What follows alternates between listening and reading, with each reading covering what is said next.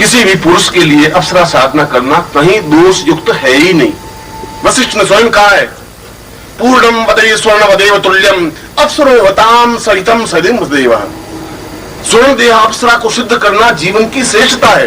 किसको कह रहे हैं? अपनी पत्नी मैत्रेयी को, कात्यायनी को, दोनों पत्नियों को सामने बिठा करके वशिष्ठ कह रहे हैं कि मुझे जीवन में जितना रघुकुल पसंद है, मैं रघुकुल की रक्षा करने के लिए जितना धर्मगुरु हूं, उतना ही मुझे अप्सरा साधना करने में भी आनंद की अनुभूति होती है, क्योंकि जीवन में आनंद का प्रवाह अप्सराओं के माध्यम से संभव है।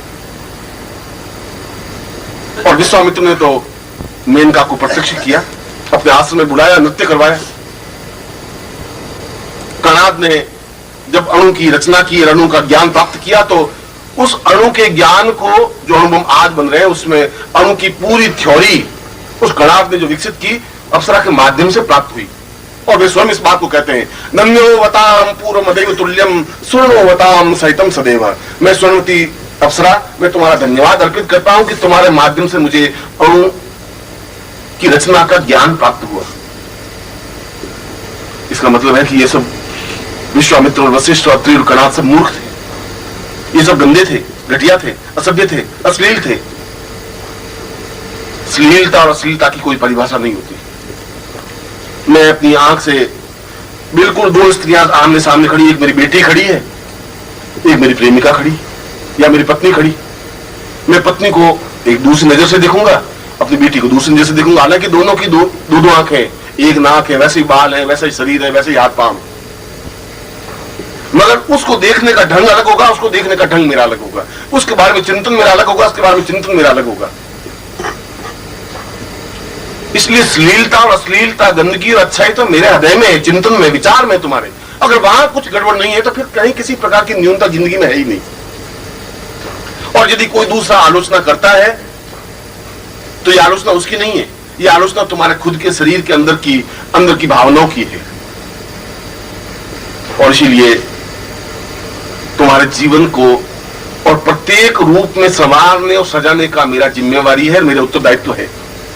इसलिए केवल देवताओं की साधना करने के लिए तुम्हें प्रेरित नहीं कर रहा हूं, मैं ये भी चाहता हूं कि तुम्हारे जीवन में बुढ़ापा नहीं आए, मैं ये भी चाहता हूं तुम्हारे जीवन में आनंद और मस्ती रहे, मैं ये भी चाहता हूं तुम्हारा प्रत्येक क्षण सार्थक हो सके, जीवंत हो सके, सजग हो सके।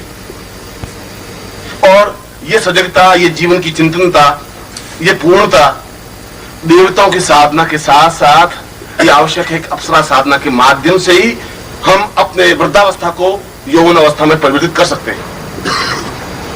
जब च्यवन ऋषि ने बहुत वृद्ध हो गया, जर्जर हो गया, पुत्र हुआ नहीं और शरीर के सारे रोम सफेद हो गए, तो ब्रह्मा ने स्वयं च्यवन को कहा कि तुम्हें अप्सरा साधना करनी चाहिए, क्योंकि इस वृद्धावस्था को यौवनावस्था में बदलने के लिए और कोई देवता सहायक हो ही नहीं सकता।